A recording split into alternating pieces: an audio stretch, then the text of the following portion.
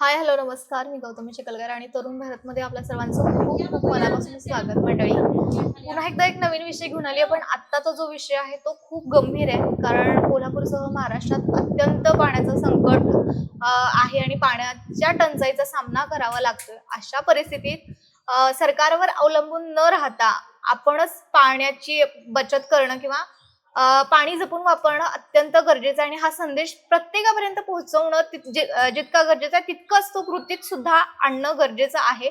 तर पाण्याची बचत करा किंवा पाणी जपून वापरा हे जे आहे ते नक्की काय आहे किंवा पाण्याचा अपव्यय करू नका. पाण्याचा थेंब-थेंब पाण्याची साठवणूक कशी केली पाहिजे? एकूणच या सगळ्याच प्रश्नांची उत्तरं देणारा एक महत्त्वाचा भाग आज मी तुमच्या समोर आणणार आहे. याच विषयावर आज बोलणार आहोत आपण, कारण कोल्हापुरात असा एक यशस्वी रेन वॉटर हार्वेस्टिंगचा प्रोजेक्ट राबवणारे दीपक देवळापूरकर सर आहेत. सर नमस्कार. नमस्कार. मी आता बघू शकते टेरेस गार्डन केलेलं आहे मागं आणि त्यांनी रेन वॉटर हार्वेस्टिंगचा प्रोजेक्ट केलेला आहे. एक यशस्वी प्रयोग म्हणता येईल. तर अशा पाणी टंचाईचा सामना करताय. तर हा प्रोजेक्ट नेमका कसा आहे आणि याची कल्पना कशी सुचली तुम्हाला? हे पहा, आपल्याला माणसी 140 लिटर रोज पाणी लागतं आणि हे पाणी वापरण्याचा अधिकार आपल्याला कधी असेल? बँकेमध्ये आपले जे पैसे असतात, पैसे संपले तर बँक फुकट देणार नाही, कर्ज देईल, परंतु ते पुन्हा फेडावे लागेल. त्यामुळे जर आपण 140 लिटर पाणी वापरत असू, एक तरी ते 140 लिटर आपण निसर्गातून फुकट मिळवण्यापेक्षा स्वतः ते कमवलं पाहिजे, नाहीतर ते पुन्हा निसर्गाला परत दिलं पाहिजे. हा कन्सेप्ट मी हा प्रोजेक्ट राबवण्यामध्ये आहे. कारण पावसाचं पाणी जे धो कोसळतं आणि वाया जातं, ज्या जमिनीवर पडल्यानंतर मग ते गोळा करून ते खरं म्हणजे पिलं जातं. आणि आपण जे पाणी पितो ते कोणतं पाणी पितो ह्याचा आरोग्याच्या दृष्टीने विचार करायला पाहिजे. मी प्रबोधनाच्या दृष्टीनं अनेक शाळा कॉलेजमध्ये मी बोलत असताना जरा मुलांना जाणीव करून देण्याच्या दृष्टीने जरा परखड बोलत असतो. मी त्यांना एक प्रयोग करायला सांगतो की गटारातले पाणी तांब्यावर आणा, ते फडक्यानं गाळा, त्याच्यात क्लोरीन पावडर टाका, ते ढवळा आणि प्या. असं म्हटलं तर मुलं कबूल होणार नाही, कारण समोर घडते म्हणून पित नाहीत. रोज माघारी घडते. त्याचं काय? आज लाखो लोकांच्या संडासचं पाणी अगोदर गटारीमध्ये जातं, मग ओढ्यात जातं, मग नदीत जातं, मग टाकीत येतं. आपल्याकडे फिल्ट्रेशन व्यवस्थित होत नाही, फक्त क्लोरिनेशन केलं जातं, ढवळलं जातं, पाईपमधून येतं, शुद्ध समजतो आणि पितो. म्हणजे प्रत्यक्षात काय पितो? लाखो लोकांच्या संडासचं पाणी पितो. ज्या पाण्यामध्ये कुत्र्यांची घाण असते, डुकरांची घाण असते, गायी म्हैशी बैल ह्यांचं शेण आणि मूत्र त्याच्यात असतं. कीटकनाशकं शेतात फवारलेली असतात, ती पाण्यात असतात. कारखान्याने सोडलेली विषारी रसायनं असतात आणि प्रेतं सडलेली पण त्या पाण्यात असतात. कारण ओढ्यामध्ये आणि नदीमध्ये काही कमी जनावरं मरत नाहीत. ते जनावरं मरतात, ते तुकडे होतात, ते कुजतात आणि हे सगळं कुजलेलं पाणी आपल्या पोटातून, आपल्या पिण्याच्या पाण्यातून आपल्या पोटामध्ये जात असतं. काय होतं? आपण मेंदूला बधीर करतो. डॉक्टर लोक जसं ऑपरेशन करताना वेदना होऊ नयेत म्हणून अवयवाला बधीर करतात, मग ऑपरेशन करतात. तसं आपण असा कधी विचार करतो का की माझ्यासमोर ग्लास आहे, त्या ग्लासमध्ये पाणी आहे आणि त्या पाण्यामध्ये काय टीबी झालेल्या माणसानं थुंकलेलं आहे असं समजून कधी पित नाहीत. मी असं बोलत असताना देखील तुम्हाला किळसवाणं वाटत असेल तर पित असताना का वाटू नये? हा सगळा जर विचार करायला गेला तर आपणाला शुद्ध पाणी स्वतःहून मिळवणं हे क्रमप्राप्त आहे आणि ते सोपं आहे. म्हणजे काही फार अवघड काही नाही आहे, पण सोपं असून देखील लोक करत नाहीत. ह्याचा खेद जास्त वाटतो आणि हे आपल्याला करायला पाहिजे. हां, मग ह्याच विचारातून तुम्ही रेन वॉटर हार्वेस्टिंग चालू केली सिस्टीम. तर त्याची प्रोसेस कशी आहे? म्हणजे कशा प्रकारे त्याचं फिल्टरिंग केलं जातं? आपल्या घरावर टेरेस असतो किंवा पत्रा असतो किंवा खापरी असते, काही असलं तर सुद्धा चालतं. त्याच्यावर पाऊस पडतो आणि हा पाऊस आपल्याला कलेक्ट करायचा आहे.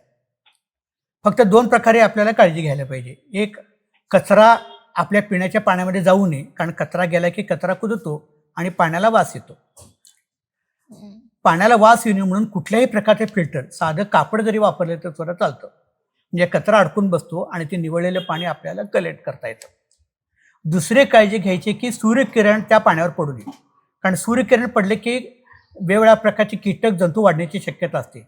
काही प्रयोग असे झालेले आहेत की घाण पाणी लॅबोरेटरीमध्ये तपासायचं, त्यामध्ये जंतू असतात आणि तेच पाणी 8 दिवस झाकून ठेवायचं.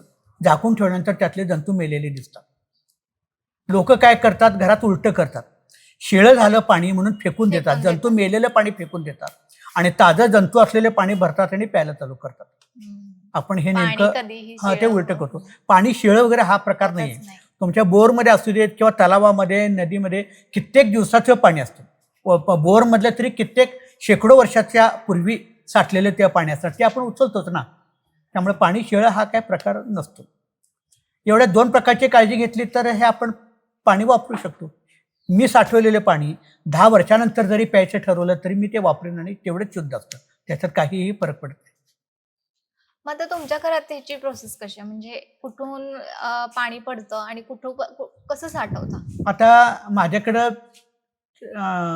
खापरी आहे आणि सोलरच्या प्लेट्स आहेत. त्या सगळ्यावरचं पाणी कलेक्ट करतोय आणि टेरेसवर 1-2 टाक्या आहेत. त्या 2 टाक्यामध्ये पाणी कलेक्ट करून त्यातलं एक कनेक्शन आम्ही किचनमध्ये घेतलेलं आहे, हं. आउटलेट. म्हणजे किचनमध्ये डायरेक्ट आम्हाला वापरता येतं आणि त्याचा ओव्हरफ्लो जो आहे ह्या दोन्ही टाक्याचा, कारण हे आपल्याकडे पाऊस भरपूर असतो, ह्या टाक्या भरतात. मग ओव्हरफ्लो असेल तो खाली अंडरग्राऊंड टाकी आहे, ती 5,000 लिटर आहे. वर 2,000 लिटर आहे आणि खाली 5,000 लिटर आहे. आणि याचा देखील जो ओव्हरफ्लो असेल तो बोरमध्ये रिचार्ज करतो आम्ही. कारण पाण्याचा वापर हा पिण्यासाठी आणि स्वयंपाकासाठी जास्त महत्त्वाचा आहे.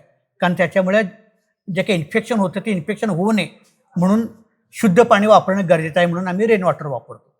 आणि खर्चाला जे आहे कपडे धुवायला, भांडी घासायला वगैरे, ते आम्ही बोरचं पाणी. सगळ्यासाठीच जर रेन वॉटर वापरायचं जर झालं तर 2 लाख लिटर आपल्याला पाणी वर्षासाठी ते साठवावं लागेल. मग तेवढी आपली कॅपॅसिटी नसते 2 लाख लिटरची. परंतु मी जर सांगितलं की एका दिवसाला एका व्यक्तीला 3 ते 4 लिटर पाणी प्यायला आणि स्वयंपाकाला लागतं.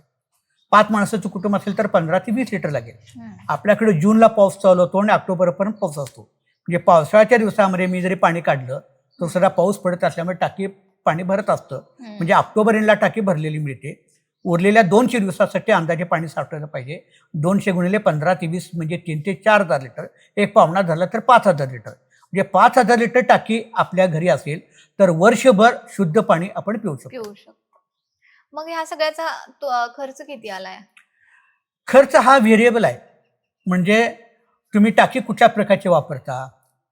₹5 लिटरनं, म्हणजे लिटर कॅपॅसिटीच्या प्रमाणे हिशोब जर केला आणि 10 किंवा 15 रुपयाने केला तर तो फरक पडतो. त्यामुळे अमुकच इतका खर्च येतो ते आपल्याला सांगता येत नाही. पाईपचा देखील वेगवेगळ्या त्याच्यामध्ये ते दर आहेत. आणि मजुरी जर आपण स्वतःच हे देखील करू शकतो. म्हणजे त्याला काय प्लंबरच पाहिजे असं नाही, काही नाही. आणि मजुरी पण वाचवायची असेल तर ते करू शकतो. परंतु सर्वसाधारणतः ₹8 लिटरचा खर्च, म्हणजे साधारणतः 5,000 लिटर पाहिजे असेल तर 8×45 म्हणजे 30,000 ते 40,000 रुपये खर्च केले तर चांगल्या प्रकारे, म्हणजे फिल्टर सहित वगैरे हे सगळं खर्च होऊ शकतो. अर्थात हे तुम्ही 10,000 मध्ये पण करू शकाल आणि पुढे 60, 70, 80,000 मध्ये पण करू शकाल. पण तुम्ही सरासरी ॲव्हरेज सांगितले की 30,000 ते 40,000 रुपयामध्ये हे आपण सगळं करू शकतो. मग आता तुम्हाला ह्याचा फायदा खूपच होत असणार आहे, तर तो कशा पद्धतीने फायदा सगळ्यात होतोय? महत्त्वाचा आणि आम्हाला जो झाला, मी 2000 साली हे चालू केलं, कारण घर बांधलं 2000 साली. त्यावेळेपासून हे शुद्ध पाणी आम्ही पावसाचंच पितो. तर त्या दिवसापासून अशुद्ध पाण्यामुळं होणारे जे आजार आहेत, मग ते पोटदुखी असेल, संडासला म्हणजे डायरिया असेल किंवा आणखी वेगवेगळे आजार असतील. आत्तापर्यंत पोट आम्हाला दुखतंय आणि संडासला लागलंय हे आम्हाला आठवत नाही आमच्या घरातल्या कोणाला. कारण लोक तेच पित असतात ना, मग ते काय वेळ होणं अमुक तमुक हे खूप असतात. मग ते वाचलं. दुसरं म्हणजे आम्ही पाण्याचं कनेक्शनच घेतलेलं नाही महानगरपालिकेचं. त्यामुळे तो जो काय हे आहे, खर्च आहे, तर तो खर्च बिलाचा तो खर्च आमचा वाचला. आणि त्यामध्ये जी गोडी आहे पाणी, हे पावसाचं पाणी पिण्यामध्ये, तर तुम्ही कोणतंही पाणी इतर वापरून बघा, त्यामध्ये ती गोडी नाही आहे. ती पावसाच्या पाण्यामध्ये खूप आहे. आणि आनंद आहे पर्यावरण रक्षणाचा, सर्वात महत्त्वाचा तो फायदा आहे. तो सगळ्यात महत्वाचा मुद्दा आहे. आता मी या गार्डन मध्ये बघते तर हर प्रकारची भाजी आहे, पालेभाजी लावलेली. तर मग आपण टेरेस गार्डन विषयी थोडंसं बोलूया. तर याचं व्यवस्थापन कसं आहे आणि कोणकोणत्या प्रकारच्या भाज्या आहेत? नाही, त्या विषयाला स्पर्श करण्यापूर्वी एक मुद्दा सर्वांनी लक्षात घ्यायला पाहिजे. तो कोणता? तर ग्लोबल वॉर्मिंगचा. आज ग्लोबल वॉर्मिंगचा इतका मोठा धोका आहे. तसं जर बघितलं तर माझ्या आयुष्याची संध्याकाळ झालेली आहे, पण तुम्ही सारखी जे मंडळी आहेत, तर तुम्ही आजची तुमची सकाळ झालेली आहे. आणि तुम्हाला जर पूर्ण दिवस बघावा असं वाटत असेल तर काही वर्ष तुम्ही जगलं पाहिजे, पण तुम्ही तेवढी वर्ष जगाल याची गॅरंटी आता देता येत नाही. कारण ग्लोबल वॉर्मिंगमुळं हवामानामध्ये जे टोकाचे बदल होत आहेत, उष्णता वाढली तर एवढी वाढते की लोक होरपळून मरतील, थंडी वाढली तर एवढी वाढते की लोक काकडून मरतील, पाऊस पडला तर एवढा पडतो की जीवन उद्ध्वस्त होऊन जाईल, आणि दुष्काळ पडला तर गवताची काडी देखील उगवून येत नाही. कारण जो पाऊस जो पडतो तो एकाच ठिकाणी पडतो आणि तिथं जीवन उद्ध्वस्त होऊन जातं. आणि हे सगळं ग्लोबल वॉर्मिंग. आणि ग्लोबल वॉर्मिंग कशामुळं? आपण प्रदूषण करतो. पण आपण प्रदूषणाच्या किंवा ग्लोबल वॉर्मिंगच्या चर्चा करतो आणि जबाबदारी कोणावर ढकलतो? सगळी सरकारवर ढकलतो. सगळं सरकारने बघावं. मी काय करावं हा कोणी स्वतःला प्रश्न विचारतं का? हा प्रश्न स्वतःला विचारण्याचा प्रयत्न केला पाहिजे आणि स्वतःपासून त्याची सुरुवात केली पाहिजे. हा कन्सेप्ट आम्ही घरी राबवलेला आहे.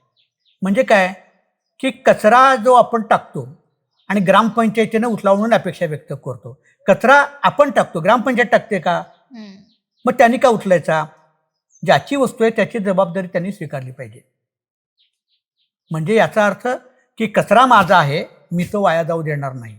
मग त्या कचऱ्याचं काय करता येते? आमच्या इथे विटाचे कुंड केलेले आहेत, त्याच्यात 2 कप्पे केलेले आहेत. एक भरला की दुसरा वापरतो. उत्तम प्रकारे त्याचं खत होतं ओलसर ठेवले की, आणि हेच खत आम्ही त्या झाडांना वापरतो. खाली जवळजवळ 20च्या पेक्षा अधिक फळझाडं आहेत आणि फळझाडाच्या खाली भाजीपाला येणार नाही म्हणून टेरेसवर हा भाजीपाला पिकवलेला आहे. 1 रुपयाची भाजी देखील विकत आणावं लागत नाही, कीटकनाशकं न वापरता आणि रासायनिक खतं न वापरता. आणि त्यामुळं फळांची आणि भाजीपाल्याची देखील एक प्रकारे वेगळी गोडी असते. आणि विकतची फळं आणून खाणं किंवा भाजी खाणं आणि आपण स्वतः पिकवलेले खाणं याच्यामध्ये निश्चितच आनंददायक फरक आहे. आणि हा मी करतो. म्हणजे कचरा माझा आहे तो वाया जाऊ देणार नाही. दुसरा कन्सेप्ट आहे तो सांडपाण्याचा. आपण सांडपाणी गटारीमध्ये सोडतो आणि गटारीमध्ये आपल्या स्लोपमध्ये नसतात, ते तुंबतात, त्याच्यातच कचरा टाकलेला असतो आणि त्याचे दुष्परिणाम भोगावे लागतात. डास आणि वेगवेगळ्या प्रकारचे जंतू याचा प्रसार होतो.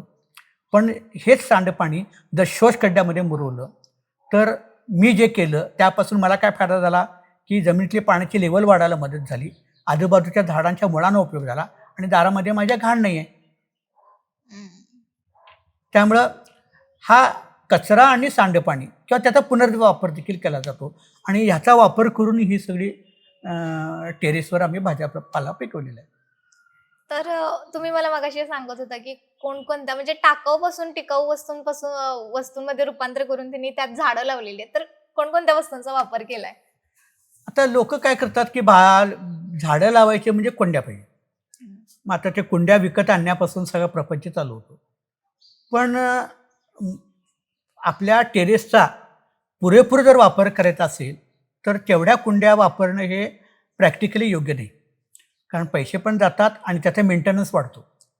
मग त्यापेक्षा तुम्ही मोकळ्या टेरेसचा वापर करा, त्यामध्ये चारीबाजूने विटा लावा, किंवा मी जे केलं आहे ते अशासाठी केलेलं आहे की रिक्षाचे शेड टप असतात आणि ते वाया जातात, ते टाकून देतात बाद झालेले. तर त्याचा वापर आम्ही केलेला आहे आणि ते उंचावर म्हणजे खाली विटा किंवा हे लावलेलं आहे, पायपा लावलेले आहेत. त्या पायपामध्ये दगडं घातलेले आहेत म्हणजे पाईप फालू नये म्हणून, आणि त्याच्यावर हे टप ठेवलेले आहेत. म्हणजे खाली बसावं लागत नाही काम करताना, हे उभा राहून देखील हे काम करता येत राहतं आणि खाली पाण्याचा निचरा व्यवस्थित होतो, म्हणजे स्वच्छता राखता येते. अशा पद्धतीने हे, आणि जे काही घरात उपलब्ध असेल ते मागदे एखादं पोतं असलं तर सुद्धा किंवा एखादं खोकं असलं तरी बाद झालेलं एखादा डबा असतो, त्या डब्यामध्ये फक्त त्या पाण्याचा निचरा व्हावा. म्हणजे त्याला खाली भोग छिद्र पाहिजे की जेणेकरून अतिरिक्त पाणी जे आहे त्याचा निचरा होऊन बाहेर पडलं पाहिजे, नाहीतर मुळं कुजतात आणि मग ते झाड देखील बाद होतं. खूपच छान एक प्रकारचा प्रकल्प केलेला आहे तुम्ही आणि आदर्श घेण्यासारख्या गोष्टी आहेत या. तर या निमित्त या माध्यमातून तुम्ही आत्ताच्या येणाऱ्या तरुणांना पर्यावरणाविषयी किंवा पाणी बचताविषयी काय संदेश द्याल? मी आता पहिल्यांदा सुरुवात करताना सांगितलेलं आहे की आपण ग्लोबल वॉर्मिंग पूर्णपणे वाचवता म्हणजे जे नुकसान होणार आहे ते टाळू शकणार नाही आहे त्याचे दुष्परिणाम, परंतु त्याची तीव्रता कमी करता येईल. आणि ही कमी करायची असेल तर स्वतःपासून सुरुवात केली पाहिजे. प्रामुख्यातला घरातला कचरा कमीत कमी केला पाहिजे आणि तो अजिबात रस्त्यावर टाकता कामा नये. त्याचा पुनर्वापर करणे म्हणजेच खत करणे आणि ते झाडांना वापरणे. प्लॅस्टिक तुम्ही वापरू नका कोणत्याही पद्धतीचं, कॅरी बॅग वगैरे अमुक तमुक. अगदी नाईलाजानं आलेले जे काही प्लॅस्टिक आहे, बिस्किटाचे वेस्टर्न वगैरे, ते तेवढं ग्रामपंचायतीला किंवा नगरपालिकेला गाडीतून द्यावं. त्याचा वेगळ्या प्रकारे काही ठिकाणी प्रयोग झालेले आहेत, इंधन करणे वगैरे या पद्धतीनं. परंतु कचरा हा रस्त्यावर अजिबात टाकता कामा नये, प्रत्येकाने आता ते ठरवलं पाहिजे. कारण अंतिमरित्या ते पुन्हा नदीतच जातं आणि ते समुद्रामध्ये जातं आणि सगळी नदी घाण होत राहते. दुसरी गोष्ट, माझ्या घरावर पडणारा प्रत्येक पावसाचा थेंब माझा आहे. घर जरी भाड्याचं असलं तर सुद्धा त्या महिन्याचं भाडं देत असल्यामुळे त्या महिन्याची मालकी आपलीच असते. त्यामुळे त्या महिन्यामध्ये पडलेला पाऊस हा आपल्या इथं मुरवला पाहिजे. जर आपण 140 लिटर पाणी रोज वापरत असू तर तेवढं निसर्गाला देण्याची आपली कुवत पाहिजे, क्षमता पाहिजे आणि प्रयत्न आपल्याला ते केले पाहिजेत. हा दुसरा महत्त्वाचं. तिसरं, माझ्या घरावर पडणारं ऊन माझं आहे. कारण प्रत्येक इंचावरचं ऊन आपण गोळा केलं पाहिजे. कारण वनस्पतीची पानं सूर्यकिरणापासून अन्न गोळा करतात आणि तेच अन्न आपल्याला देतात. त्यामुळे प्रत्येक इंचावरचं ऊन माझ्या बागेमध्ये हेच दिसेल. जिकडं बघेल तिकडं तुम्हाला हिरवगार दिसेल, कारण वनस्पतीचे पानंच तुम्हाला देतील आणि ते सूर्यप्रकाश गोळा करतात, अन्न गोळा करतात, ते वापरतात आणि ते मला पण देतात. त्यामुळे ह्या छोट्या छोट्या गोष्टी आहेत, त्या प्रत्येकाने केल्या पाहिजे आणि करत नसल्यामुळं हे सगळे मोठे प्रश्न निर्माण झालेले आहेत. नक्कीच सर, अगदी बरोबर आहे. अगदीच रेन वॉटर हार्वेस्टिंगची जी प्रोसेस होती ती खूप छान आणि सोप्या शब्दात तुम्ही सांगितली. आणि या व्यतिरिक्त पर्यावरण वाचवण्याचा आणि पाणी बचतीचा जो संदेश दिलाय तुम्ही, आणि तुमचा हा जो प्रोजेक्ट आहे, प्रकल्प तुम्ही राबवताय, तो खरंच खूप प्रेरणादायी आहे आणि असंच तुम्ही काम करत राहावं ही शुभेच्छा तुम्हाला. Thank you so much. थँक्यू.